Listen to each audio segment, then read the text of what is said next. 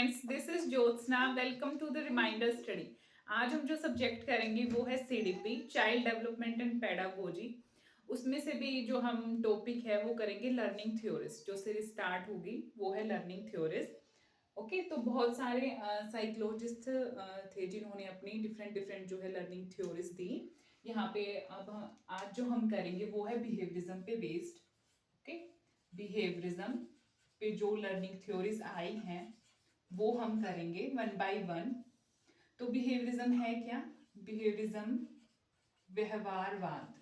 Okay, तो behaviourism के जो दाता थे, जनक थे जो, वो थे वॉटसन, जिन्होंने बिहेवियरिज्म दिया, व्यवहारवाद दिया। तो वॉटसन ने बोला कि जो बिहेवियरिज्म है वो हमारा किससे होता है, मतलब जो किसी भी पर्सन का जो बिहेवियर है, उसका व्यवहार है। ओके, जो पर्सन का व्यवहार है वो कहाँ से डेवलप होता है? उसके एनवायरनमेंट से, उसके नेचर से। जो उसका सराउंडिंग का जो एनवायरनमेंट है, जो नेचर है, वो जो है इफेक्ट डालता है पर्सन के बिहेवियर पर।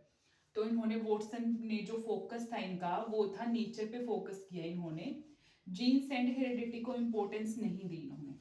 जीन्स एंड हेरिडिटी जो थी उनको जो है इसने नेग्लेक्ट किया वॉटसन ने, और नेचर को माना कि जो एनवायरनमेंट होता है वो पर्सन के बिहेवियर को मोल्ड कर देता है। ठीक है, क्योंकि जो पर्सन होता है, जैसे कि छोटा बच्चा है, वो अपने आसपास के परिवेश से सीखता है, कि अपने माता पिता से सीखता है, अपने दोस्तों से सीखता है। ठीक है, तो क्या कर रहा है, वो आपस में इंटरेक्ट करके सीख रहा है एक दूसरे से। तो इसी चीज पे जो है वॉटसन ने क्या किया, फोकस किया बिहेवियरिज्म, और इसी पे बेस्ड है हमारा बिहेवियरिज्म, जो भी लर्निंग थ्योरीज आएंगी। ओके, तो बिहेवियरिज्म पे जो है बहुत सारे साइकोलॉजिस्ट थे जिन्होंने अपनी थ्योरी दी, लर्निंग थ्योरीज दी, जिनमें से इंपॉर्टेंट है जो हम करेंगे वो थे गैगने, हल, ओके, पैवलव, स्किनर एंड थॉर्नडाइक। तो आज जो हम थ्योरी करेंगे learning theory, that is the Thorndike की जो ट्रायल एंड एरर थ्योरी है वो हम डिस्कस करेंगे सबसे पहले। तो थॉर्नडाइक की जो थ्योरी थी उसका नाम था ट्रायल एंड एरर थ्योरी। इन्होंने अपनी थ्योरी में जो एक्सपेरिमेंट किया था वो किया था कैट पे, और इनकी थ्योरी का जो एक्सपेरिमेंट का नाम था वो था cat in the puzzle box, क्योंकि इन्होंने एक पजल बॉक्स में डाला कैट को। ओके, और बाहर जो है खाना रख दिया, केज के बाहर जो है खाना रख दिया बिल्ली के लिए। तो बिल्ली जो है उस खाने के लिए बाहर जाना चाहती थी, पर उसको समझ नहीं आ रहा था कि वो पिंजरे से बाहर कैसे जाए। तो बहुत बार उसने जो है प्रयास किया पिंजरे से बाहर आने का, लेकिन आ नहीं पाई। लेकिन एक बार अचानक सडन जो है पिंजरा खुला, उस मतलब जैसे वो अपने हाथ पैर मार रही थी, तो जो बटन था वो एकदम से जो है प्रेस हो गया, वो बाहर आ गई पिंजरे से। ठीक है, तो ये एक सडन रिस्पॉन्स था जो बिल्ली ने पिंजरा खोला और उसने जो है अपना फूड ले लिया। तो इनका जो थॉर्नडाइक की थ्योरी थी उसका नाम था trial and error theory. Okay, trial and error theory Thorndike की। इसके और भी बहुत से नाम हैं। इसको जो है स्टिमुलस रिस्पॉन्स थ्योरी भी बोला जाता है, स्टिमुलस रिस्पॉन्स थ्योरी। दूसरा इसको बोलते हैं bond theory of learning. Okay, bond theory of learning. और एक इसको कनेक्शनिज्म, क्योंकि ये कनेक्शन दिखा रही है किस किस के बीच में, connectionism theory of learning. Stimulus and response. Stimulus क्या है हमारा? स्टिमुलस है हमारा एक तरह का उद्दीपक जो हमें कुछ करने के लिए क्या करता है, मोटिवेट करता है, और उसके प्रति मोटिवेट होकर जब हम कोई काम करते हैं तो उससे जो रिस्पॉन्स आता है, प्रतिक्रिया जो होती है। ठीक है, जैसे कैट वाले एक्सपेरिमेंट में कैट के लिए स्टिमुलस क्या था, उद्दीपक क्या था उसके लिए? फूड। ठीक है, जिसने उसको प्रेरित किया पिंजरे से बाहर आने के लिए। ओके, और जैसे वो पिंजरे से बाहर आई और उसने अपने खाना लिया, वो क्या था उसकी रिस्पॉन्स, प्रतिक्रिया। ओके, तो ये था हमारा स्टिमुलस एंड रिस्पॉन्स के बीच में जो है कनेक्शन बताती है ये वाली theory, trial and error theory. Trial मतलब ट्राई और उसमें जो है कुछ एरर हुए और फिर जो है रिस्पॉन्स आया, ठीक है।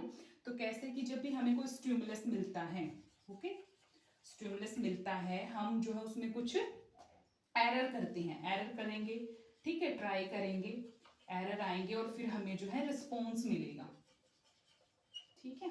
तो ये वाली इस उस पे बेस्ड थी ये trial and error theory, okay. तो ये इसके नाम थे, ट्रायल एंड एरर थ्योरी को किस किस नाम से बोला जाता है? Stimulus response theory, bond theory of learning, connectionism theory भी बोलते हैं, ओके। तो यहाँ पे अब देखते हैं हम स्टिमुलस एंड रिस्पॉन्स के बीच का कनेक्शन दिया थॉर्नडाइक ने। इनको जो है एजुकेशनल साइकोलॉजी के फादर भी बोला जाता है, थॉर्नडाइक को, थॉर्नडाइक इनको बोला जाता है father of educational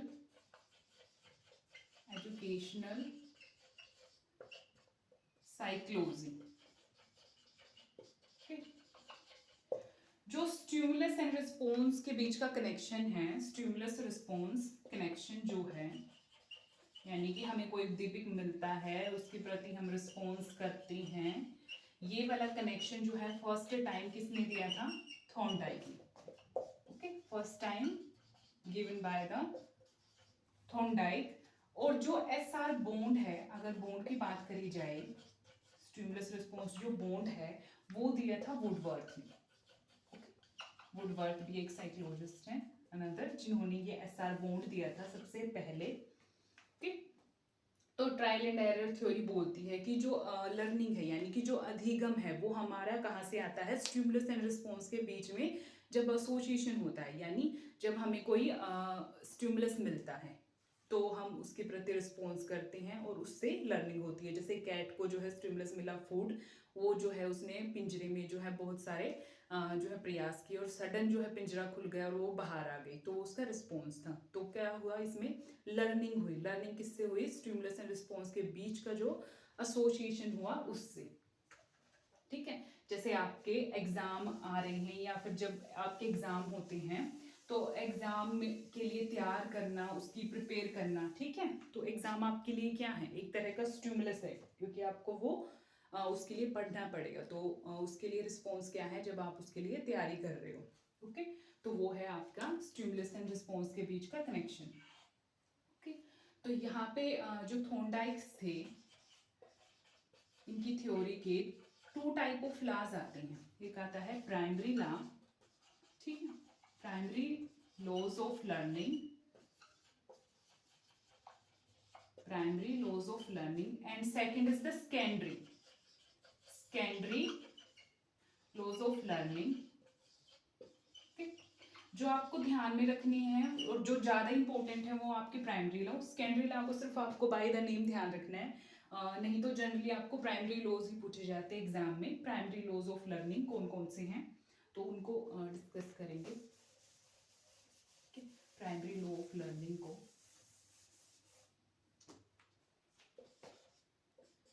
primary laws of learning, जिसमें हमारे 3 टाइप्स आते हैं। सबसे पहले आता है law of exercise, okay. Second is the law of readiness, third is the law of effect, okay.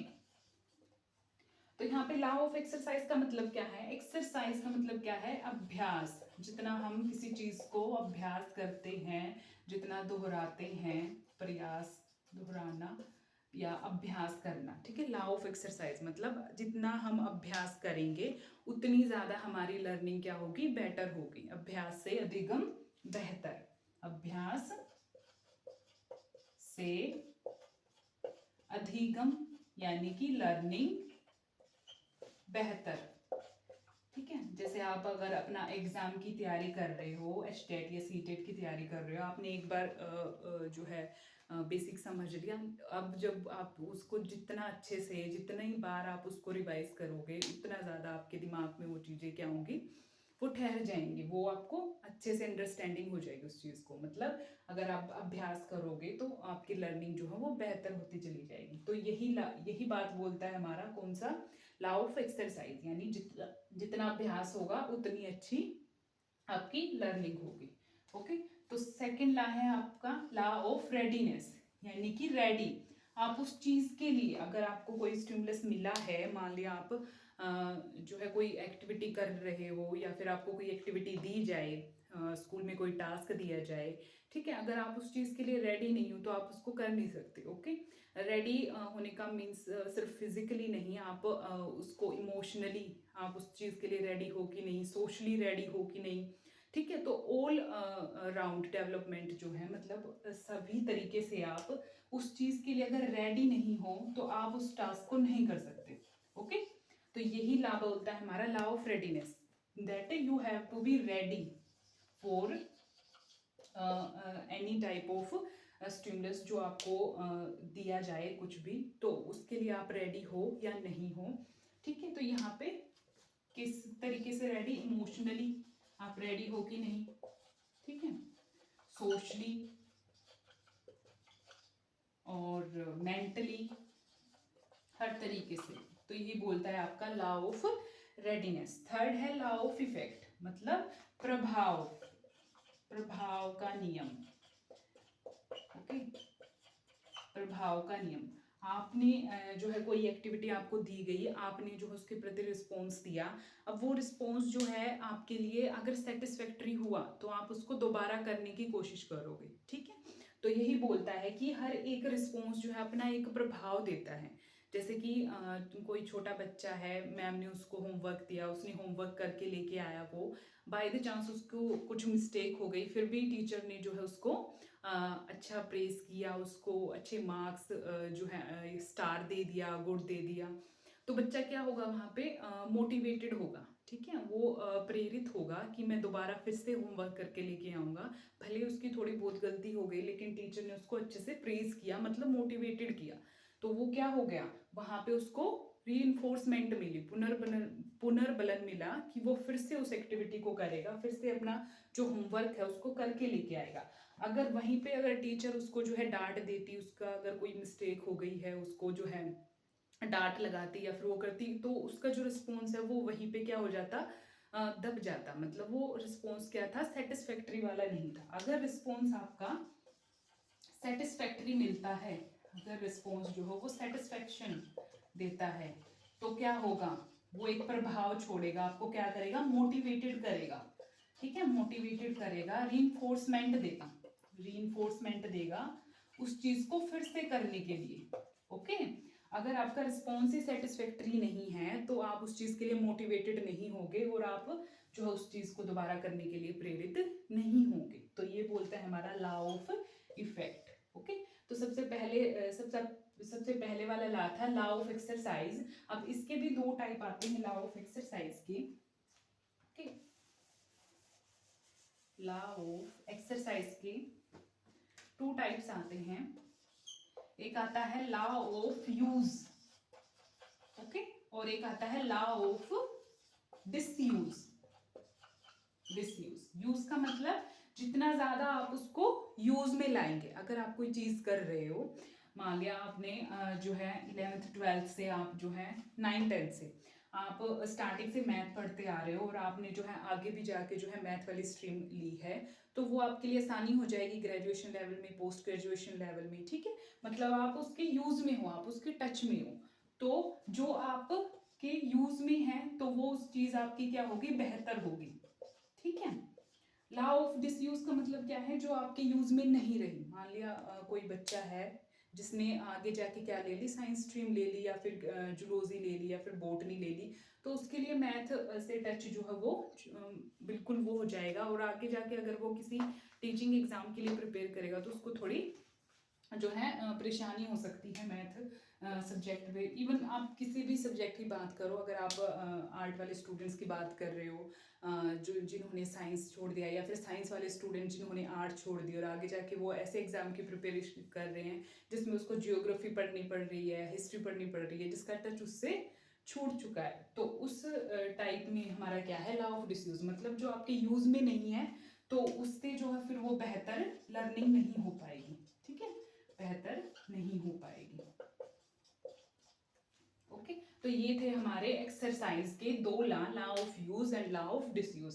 दोबारा से रिवाइज करें, लॉ ऑफ एक्सरसाइज क्या था कि अभ्यास से हमारा अधिगम बेहतर होता है। जितना हम अभ्यास करेंगे, मान लिया आप कोई टॉपिक कर रहे हो, अगर आप उसके जितने ज़्यादा जो है प्रैक्टिस लगाओगे क्वेश्चंस की, तो उतना ज़्यादा आपकी लर्निंग बेहतर होती चली जाएगी।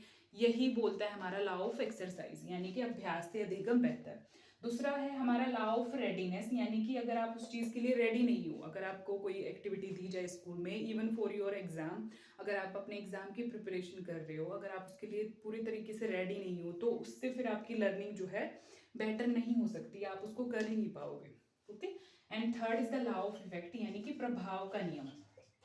प्रभाव का नियम बोलता है कि अगर आपने किसी चीज के प्रति अपना रिस्पॉन्स दिया है और उस रिस्पॉन्स को प्रेज मिला है, या फिर ऐसी मतलब प्रेज मिल के आप उस चीज को लेके मोटिवेटेड हुए हो कि मैं उस चीज को दोबारा करूंगा, तो वो होता है आपका लॉ ऑफ इफेक्ट, यानी कि प्रभाव का नियम। तो ये थे हमारे प्राइमरी लॉज ऑफ लर्निंग।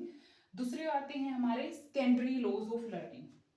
आपको ये वाले ध्यान में रखने की, तीन है, law of exercise, law of readiness, law of effect, और law of use and disuse किस में आता है, लॉ ऑफ एक्सरसाइज में, जिसमें अगर कोई चीज यूज में है तो वो अच्छे से होगी, जो है लर्निंग बेटर होगी।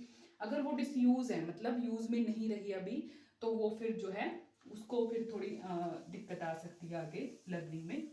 ओके, होगी लेकिन थोड़ा डिफिकल्टी से होगी। ओके, तो ये थे हमारे प्राइमरी लॉज ऑफ लर्निंग। दूसरे आते हैं हमारे secondary law of learning. Secondary laws of learning, इसको सिर्फ आपने बाय द नेम ध्यान रखना है। एक दो जो इंपॉर्टेंट है वो आपको मैं डिस्क्राइब कर दूंगी। फर्स्ट है लॉ ऑफ प्राइमेसी। प्राइमेसी का मतलब क्या है, सिर्फ आपको इंपॉर्टेंट चीजें ध्यान में हो। ठीक है, अगर आपको कोई टॉपिक दिया गया है पढ़ने को, कुछ भी एक्टिविटी लगा लो, जो आप इंपॉर्टेंट चीजें ध्यान रखोगे, ठीक है, तो वो होता है लॉ ऑफ प्राइमेसी, मतलब जो प्राइम है, जो इंपॉर्टेंट है। दूसरा है लॉ ऑफ रिसेंसी, मतलब आप रिवाइज टाइप है ये आपका, कि आप उसका जितना रिवीजन करोगे, revise type. Third is the law of attitude, कि आपका एटीट्यूड कैसा है उस गिवन स्टिमुलस के प्रति, या फिर आपको कोई एक्टिविटी दी गई है तो आपका एटीट्यूड कैसा है, आप उसको मतलब पॉजिटिव है कि नेगेटिव है, उसके according. Law of associative shifting. Okay, law of partially active. Okay, और आता है आपका लॉ ऑफ मल्टीपल रिस्पॉन्स। ये 7 टाइप के लॉज हैं सेकेंडरी लॉ। मल्टीपल रिस्पॉन्स का मतलब क्या है, आप इन अ वैरायटी ऑफ वेज, मतलब एक एक्टिविटी है, आप उसको इन अ वैरायटी ऑफ वेज में सोल्व कर रहे हैं, बहुत सारे रिस्पॉन्स दे रहे हैं, उसके लिए वैरायटी में रिस्पॉन्स दे रहे हैं। ठीक है, वैरायटी वेज। उसके बाद 1 2 3 4 5 6 7th है आपका लॉ ऑफ एनालॉजी। ये आपके लिए इंपॉर्टेंट है, लॉ ऑफ एनालॉजी। एनालॉजी क्या है हमारी, जो हमारा मान लिया हमने कोई प्रीवियस में कोई पास्ट में हमने कोई टास्क किया, कोई चीज़ है जो हमने की और वो प्रेजेंट में जो है हमें हेल्प कर रही है। ठीक है, पास्ट में सीखी गई कोई चीज़ या फिर की गई जो हमने की है वो प्रेजेंट में भी हेल्प कर रही है। ओके, तो वो क्या है हमारा, वो रिप्रेजेंट करता है law of analogy, law of analogy को। जैसे कि कोई छोटा बच्चा है, उसने जो है अपने पास में कोई चीज़ ऐसी की, जैसे कि बचपन में उसने जो है साइकिल चलाया, ठीक है, आप साइकिल और स्कूटी का एग्जाम्पल ले सकते हो, मतलब पूरा तो नहीं लेकिन कुछ हद तक वो हेल्प करेगा कि आपने अगर साइकिल सीखा हुआ है तो आप फिर स्कूटी भी सीख सकते हो। ठीक है, तो ऐसे वाले एग्जाम्पल्स हैं जो लॉ ऑफ एनालॉजी, मतलब पास्ट में की गई चीज़ आपको प्रेजेंट में हेल्प कर रही है। ठीक है, जैसे मैथ का एग्जाम्पल ले लेते हैं। आपने जो है आपका 9th-10th में मैथ बहुत अच्छा था, ठीक है, लेकिन आपने साइंस स्ट्रीम ले ली, लेकिन बाद में जब आप टीचिंग एग्जाम्स की तैयारी कर रहे हो तो आपको वो फॉर्मूलेस बेसिकली याद हैं कि ये क्वेश्चन जो हम इस तरीके से कर सकते हैं, मतलब पास्ट की जो चीज़ है वो प्रेजेंट में हेल्प कर रही है। तो वही बोलती है हमारी लॉ ऑफ एनालॉजी को। तो ये थे सेकेंडरी लॉज ऑफ लर्निंग, जैसे law of primacy, law of recency, law of attitude, law of associate shifting, law of partial active, law of multiple response and law of analogy, जिसमें important ये है आपका law of analogy, multiple response, और ये आपको सिर्फ by the name ध्यान रखनी है, इंपॉर्टेंट आपके प्राइमरी लॉज ऑफ लर्निंग है। तो ये थी आपकी ट्रायल एंड एरर थ्योरी जो थॉर्नडाइक ने दी थी। बाकी जो इसकी सीरीज में और लर्निंग थ्योरीज हैं हम 1 बाय 1 करेंगे, जैसे पैवलव की आ गई, स्किनर की आ गई, गैगनेस की और हल की, तो वो 1 बाय 1 हम करेंगे। तो ये थी आपकी ट्रायल एंड एरर थ्योरी। बाकी आपको अगर कोई और टॉपिक पढ़ना है तो आप कमेंट बॉक्स में कमेंट कर सकते हैं, मैं उसको करवा दूंगी। ओके, तो इसको देखिएगा और अच्छे से इसको रिवाइज कीजिएगा। Thank you so much.